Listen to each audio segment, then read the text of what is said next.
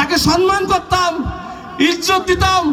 আমাদের দেশের একজন সম্মানিত ব্যক্তি যিনি ধর্মের উপরে, দিনের উপরে অনেক পরিশ্রম করেছেন, আমরা তাকে হেফাজতে ইসলাম বলে জানতাম, আমরা তাকে সম্মান করতাম, ইজ্জত করতাম, সদস্যপদ দিয়েছি। আজ দেখা যাচ্ছে যারা প্রকৃত ইসলামের শত্রু, যারা ইসলামকে এই দেশ থেকে বিনাশ করে দিয়ে স্বেচ্ছাচারিতা দখল করেছে, তার সঙ্গে বুক মিলিয়েছে, যার দরুন আমরা তার থেকে স্বেচ্ছায় সরে এসেছি। এটাই বোঝার দরকার।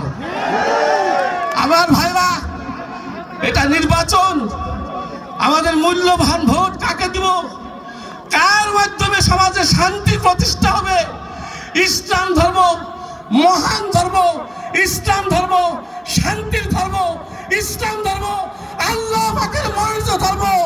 এই ধর্মকে যারা কলুষিত করতে চায় তাদের বীজটা ভেঙে দিতে হবে, তাদেরকে এই বাংলার জমিন থেকে তাড়িয়ে দিতে হবে। এই দেশের মানুষ তাদেরকে চেনে না, তারা কি সাজে এখানে সজ্জিত হয়েছে। আমার ভাইরা, আপনারা সূক্ষ্মভাবে তাকিয়ে দেখুন, যখন 100 ওয়াটের একটা বাঁধ ধরে সেখানে কত কীট পতঙ্গ উড়ে পড়ে, ওই কীট পতঙ্গগুলো তো নির্বোধ, তারা আলো দেখে ওখানে ঝাঁপিয়ে পড়ে আর তাদের জীবন বিসর্জন করে। ঠিক না ঠিক? কিন্তু আমরা মানুষ, আল্লাহ পাক আমাকে ইনসান হিসেবে তৈরি করেছেন, ইনসাফ থেকে ইনসান হয়েছে। আমাদের মধ্যে ইনসাফ থাকতে হবে।